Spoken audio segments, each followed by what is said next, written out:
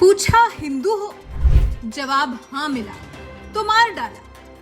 कौन सी सुरक्षा की गारंटी, कौन सी कश्मीर में शांति, हिंदू सैलानियों पर ये कैसी ज्यादती। कश्मीर भारत का अभिन्न अंग तो वारदात कैसे हुई। क्या अब सैलानी भी बुलेट प्रूफ जैकेट पहनकर घूमे। आखिर चूक कहां हुई। मोदी को दिए चैलेंज पर कार्रवाई होगी। जम्मू कश्मीर के पहलगाम में मंगलवार दोपहर जो कुछ हुआ, क्या किसी ने सोचा था।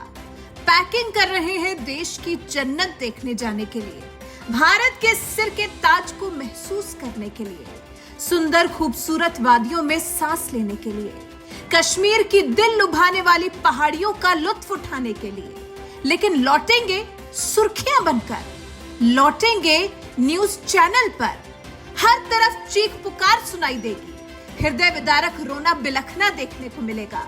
बेरहम आतंकियों से सामना होगा जो धर्म के आधार पर निशाना बनाएंगे, कलमा पढ़वाएंगे, पैंट उतरवाएंगे और फिर जब जान लेंगे कि आप हिंदू हैं, आपका सीना छलनी कर डालेंगे। किसी ने नहीं सोचा होगा, किसी ने कभी भी अपने सामने ऐसे दृश्य की कल्पना भी नहीं की होगी।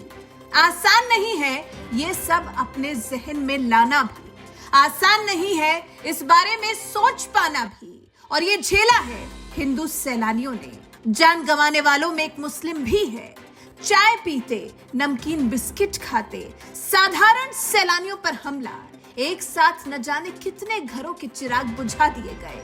हिंदू पुरुषों को टारगेट किया गया। कर्नाटक, महाराष्ट्र, यूपी और भी देश के कोने कोने से पहुंचे सैलानियों को गोलियों से भूना गया।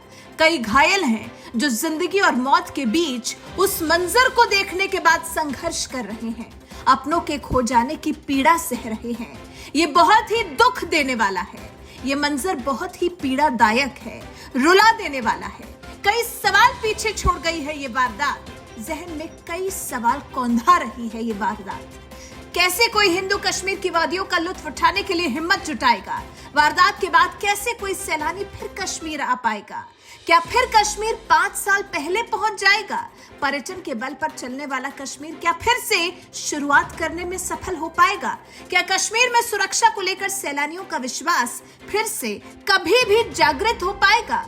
सवाल अहम है और गंभीर भी, क्योंकि सुरक्षा में चूक तो हुई है, बहुत बड़ी चूक हुई है। कैसे सुरक्षा बलों के बीच में से होते हुए ये आतंकी पहलगाम में एक ऐसी जगह पर पहुंचे जहां भीड़ जमा थी। आखिर किसने इन आतंकियों का साथ दिया। आखिर कौन से हैं वो लोकल जिनके सहारे आतंकियों को इस वारदात को अंजाम देने का साहस मिला। क्योंकि बंदूकों के साथ जंगल में बैठकर हमला करना आसान नहीं है। यकीनन कोई तो पनाहगार है जो कश्मीर में शांति नहीं चाहते, जो कश्मीर में रहते हुए भारत का ही नमक खाते हुए, भारत सरकार की दी गई सुविधाओं का लुत्फ उठाते हुए देश से धोखा कर रहे हैं। देश को, कश्मीर को फिर एक बार कई साल पीछे धकेलने के लिए प्रयास कर रहे हैं। ऐसे लोगों को ढूंढ निकालने की भी सरकार की जिम्मेदारी होगी। ये जो देश की पीठ में छुरा मारने का काम करने वाले लोग हैं, इनकी भी पहचान करनी होगी, क्योंकि जम्मू कश्मीर दिल्ली की तरह ही एक यूनियन टेरिटरी है। कैसे वहां पर सुरक्षा बलों की कमी हुई। क्यों मौका वारदात पर कोई भी सुरक्षा बल नहीं था। इतने सैलानियों की भीड़ जमा थी, इस भीड़ की सुरक्षा का ख्याल रखने का जिम्मा किसी के पास नहीं था। अभी तक आम जनता ने माना नहीं है कि कश्मीर के हालात बहुत सुरक्षित हैं।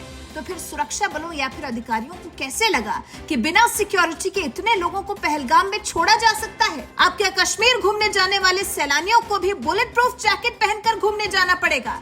क्या अब कश्मीर में यही देखना बाकी रह गया है। मोदी का नाम लेकर आतंकियों ने चैलेंज किया है। आतंकियों ने कहा है कि जाओ अपनी दास्तां मोदी को सुना देना। आतंकियों ने भारत सरकार को खुली चुनौती दी है। इसके बाद भी अगर मोदी सरकार इन आतंकियों के खिलाफ और इन आतंकियों के पीछे लगी ताकत के खिलाफ कुछ नहीं करती, तो वाकई ये बहुत चिंता का विषय है। क्योंकि 22 अप्रैल 2025 वाले जम्मू कश्मीर की तस्वीर हमें नहीं दिखाई गई थी। हमें सपना मंगलवार वाला नहीं दिखाया गया था, बल्कि तरक्की और विकास की राह पर बढ़ता कश्मीर का सपना दिखाया गया था। और उसके बाद भी जब इस तरह की वारदात को यूं खुलेआम अंजाम दिया जाता है तो सिहरन पैदा हो जाती है, दुख होता है, पीड़ा होती है, क्रोध आता है, आक्रोशित महसूस होता है। जवाब आम जनता नहीं दे सकती, सरकार को ही देना होगा। आतंक के खिलाफ कोई ठोस कदम उठाना ही होगा। अपनी आतंक के खिलाफ जीरो टॉलरेंस की नीति को और मजबूत बनाना होगा। जो हुआ है उसको आगे फिर से होने से रोकना होगा, तभी कश्मीर में शांति, अमन, चैन कायम हो सकेगा। वैसे आपको क्या लगता है, आखिर इन आतंकियों का इलाज क्या है? कैसे इन आतंकियों को इनकी असली जगह दिखाई जा सकती है? कैसे इन आतंकियों को जहन्नुम की सैर कराई जा सकती है? जिस तरह से भारत के स्वर्ग कहे जाने वाले कश्मीर को इन आतंकियों ने लाल किया है, इसका बदला कैसे लिया जाएगा? इस बारे में आपके विचार हमें कमेंट कर जरूर बताइएगा। साथ ही हमारे इस वीडियो को ज्यादा से ज्यादा शेयर करिए और हमारे चैनल को सब्सक्राइब कर बेल आइकन दबाना बिल्कुल मत भूलिए।